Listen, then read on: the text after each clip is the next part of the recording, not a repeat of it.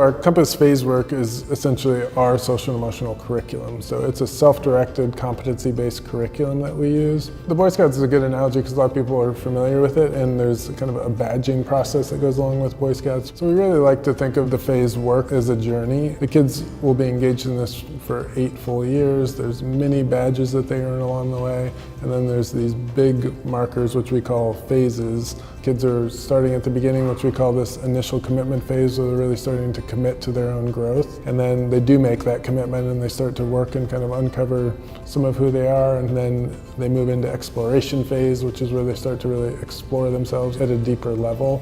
And then they move into the responsibility phase, which is where they start to take responsibility for leadership in their community at large. And then in the community phase, they really take that to the next level and work on being a bigger part of their community and impacting their community. Next, they move into the leadership phase, which is really embracing what it means to be a leader inside the school and outside the school. And then it culminates in the service phase, which is really bringing that leadership back into the service of other people and in the service of the community at large. I think that culmination of phases really is going to lead kids to having a noble purpose and inspired and purposeful lives. The kids are really working through their own set of activities and exercises at any given time.